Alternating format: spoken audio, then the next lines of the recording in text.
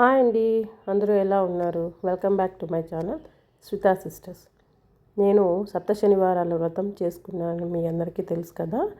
నేను 7వ వారం చేశాను, 8వ వారం కూడా పూర్తయింది. కానీ నేను వీడియో చేసి అప్లోడ్ చేయడం కొద్దిగా లేట్ అయింది. 7వ వారము నేను పూజారిని పిలిపించుకొనేసి ఇంట్లో కొద్దిగా గ్రాండ్గా, అంటే ఒక 20-25 మెంబర్స్ని కూడా బయట అందరినీ పిలుచుకొని భోజనాలు ఏర్పాటు చేసుకొని సో ఆ విధంగా చేసుకున్నాను.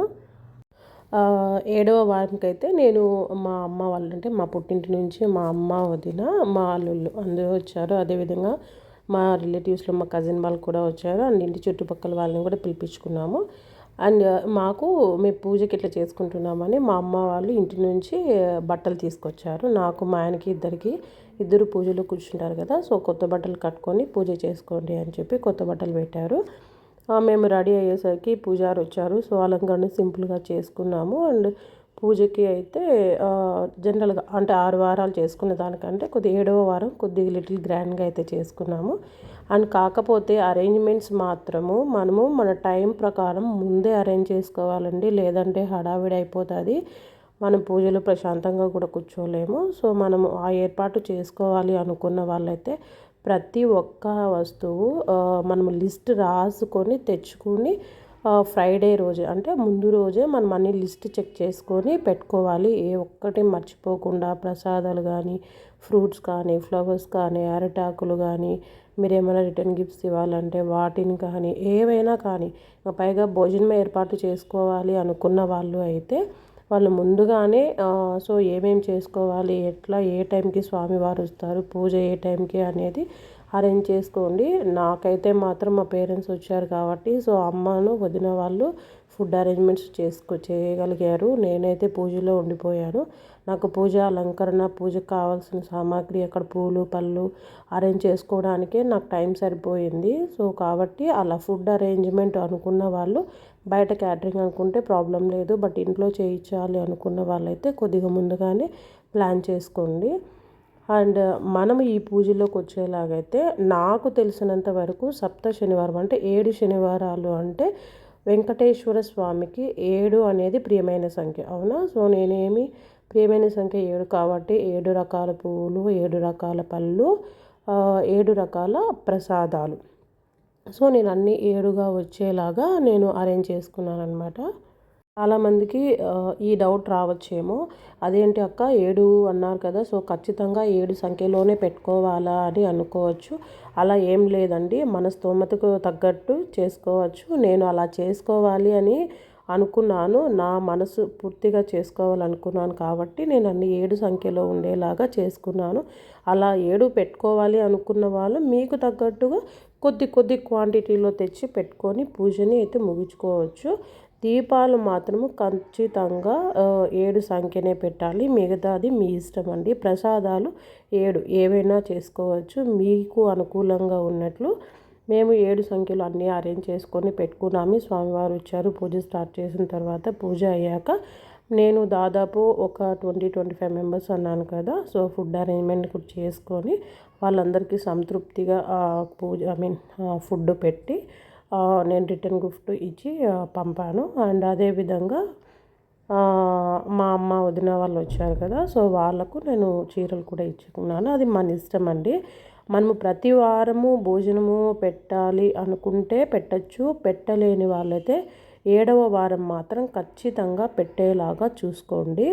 ఎందుకంటే దీంట్లో మన ఈ పూజలో ఉన్నది కూడా బ్రాహ్మణులకి మనము అంటే ఎవరికో ఒకరికి భోజనము పెట్టాలి ప్రతి వారము అని ఉంది.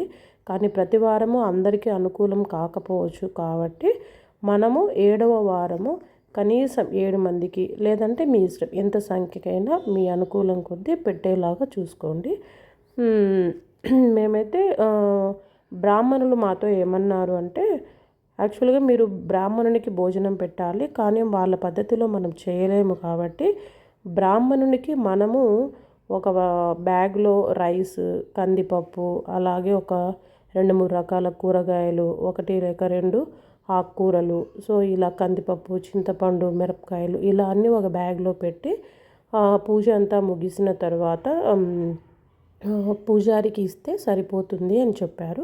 సో మేము అలాగే చేసాము. సో అంటే స్వయం పాకము స్వామివారికి మనం ఇచ్చినట్లు అనమాట. సో అది మనం ఆ విధంగా అయినా చేసుకోవచ్చు. అది ఒకటని చెప్పారు. మనకి ఇక్కడ చాలామంది పూజ మాత్రము నాకు తెలిసినంత వరకు ఇది అందరూ అనుకుంటే జరగదండి. ఎందుకంటే నేను ఎప్పటి నుంచో ఈ పూజ చేయాలి అనుకుంటున్నాను. బట్ నాకైతే కుదరలేదు.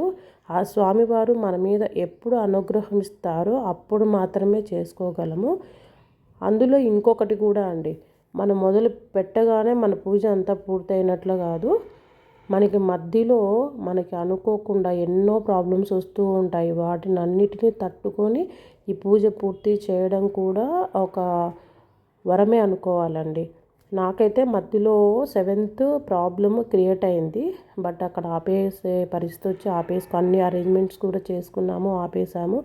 8th వీక్ మాత్రము గట్టిగా కూర్చొని పూజ చేసేసాము. కానీ మీరు ఎవరైనా చేయాలి అనుకున్నవారు ఎటువంటి ప్రాబ్లం వచ్చినా కూడా మనము ఆ వారము స్కిప్ చేయకుండా కంటిన్యూగా ఉండేలాగా చూసుకోవాలి. మన లేడీస్కి ప్రాబ్లం వస్తే ఓకే, బట్ ఆ ప్రాబ్లం కాకుండా రిమైనింగ్ ఏ ప్రాబ్లం వచ్చినా కూడా మనము ఆ వారం అయితే పూజ ఆపకూడదండి. కంటిన్యూగా 8 వారాలు పూజ. 7 అనేది కంపల్సరీ. వడ్డీ వారం అనేది ఇంకా మన ఇష్టం అండి. నేనైతే వడ్డీ వారం కూడా చేసుకున్నాను. మనకు మధ్యలోనే కోరిక తీరుతుందా మళ్ళీ తీరుతుందా అనేది దానికి కరెక్ట్గా చెప్పలేం. కానీ ప్రాబ్లం అనేది తీరకపోయినా కూడా మనం ఈ పూజ చేస్తున్నప్పుడు కొంతవరకు ఊరటైతే కలుగుతుందండి. అంటే ఏదైనా హై టెన్షన్స్లో ఉన్నారు, పెద్ద ప్రాబ్లంలో ఉన్నారంటే ఆ ప్రాబ్లం నెత్తిన పడుకోకుండా, అంటే ప్రాబ్లం సాల్వ్ అవ్వడానికి టైం పట్టచ్చు, కానీ దాని నుంచి కొద్దిగా రిలాక్సేషన్స్ స్లోగా అయితే మనకి ప్రాబ్లం అనేది సాల్వ్ అవుతూ ఉండే అంత మార్గం అయితే కనిపిస్తుంది. కానీ కొంతమంది ఏమో మాకు మా వారాల మధ్యలో చేస్తుండగానే మాకు మా ప్రాబ్లమ్స్కి సొల్యూషన్స్ దొరికాయి అన్నారు. బట్ అందరికీ అలా కాకపోవచ్చు. కానీ అది ఎవరి ఎక్స్పీరియన్స్ వాళ్ళు. బట్ నా ఎక్స్పీరియన్స్లో అయితే నేను రియల్గా చూసినది, నా ప్రాబ్లం మొత్తం క్లియర్ కాకపోయినా కానీ నా ప్రాబ్లంలో కొద్దిగా అయితే నాకు మెంటల్ రిలాక్సేషన్ అయితే దొరికిందండి మీరు వారము. అండ్ మీరు ఇక్కడ ముడుపు అయితే కట్టుకున్నారు కదా, ఆ ముడుపు అయితే కంపల్సరీ మనం దేవుడికి సమర్పించుకోవాలి. అది ఎప్పుడు ఇమీడియట్గానేనా అని అంటే ఇమీడియట్గా అవసరం లేదు. మనం 1-2 నెలల్లో టైం వీలు చూసుకొని, స్వామివారు కూడా మనకి దర్శనానికి కూడా పిలుపు ఇవ్వాలి కదా, మీరు మ్యాక్సిమం ఎంత త్వరగా అయితే అంత త్వరగా చూసి స్వామివారిని దర్శించుకొని మనం ముడుపు అనేది చెల్లించుకుంటే చాలా మంచిది. కానీ ఈ పూజ చేసుకున్న వాళ్ళు, చెడిపోయిన వాళ్ళు, మనకి మంచి జరగలేదు ఎలాగా అనుకున్న వాళ్ళైతే ఎవ్వరూ ఉండరండి. అంత మంచి ఫలితం వస్తుంది. చేసుకోవాలి అనుకున్న వాళ్ళైతే ఖచ్చితంగా చేసుకోండి. అండ్ స్వామివారి అనుగ్రహం కూడా కలగాలి అని కోరుకుంటున్నాను. యాక్చువల్గా మనం ఈ పూజ చేసుకోవచ్చండి. సేమ్ అంత ప్రాసెస్ పూజారి వారు ఎలా చేశారో మనం కూడా అదే చేసుకుంటున్నాం కదా 6 వారాలు. కాకపోతే 7వ వారము మనము పూజాన్ని షోడోపచారాలు, అదేవిధంగా వెంకటరామ స్వామి అభిషేకము, వీటిని ఎక్స్ట్రాగా చేయించుకుంటామన్నమాట. వాటికి మంత్రాలు మనతో రావు కాబట్టి, సో మనము ఆ ఒక్క వారమైనా సంపూర్ణంగా, అంటే మనం ఏదైనా మిస్టేక్స్ చేసినా కూడా ఏమీ లేకోకుండా స్వామివారి పూజారి వారు ఇంకా బాగా చేయిస్తారు అనే ఉద్దేశంతో నేను 7వ వారం అయితే పూజారితో చేయించుకోవడం మంచిది అని అనుకుంటున్నాను. సో మీరు కుదిరితేనే చేయించుకోండి, లేదు అంటే 7 వారాలు మనమే చేసుకున్నా కూడా సరిపోతుందండి.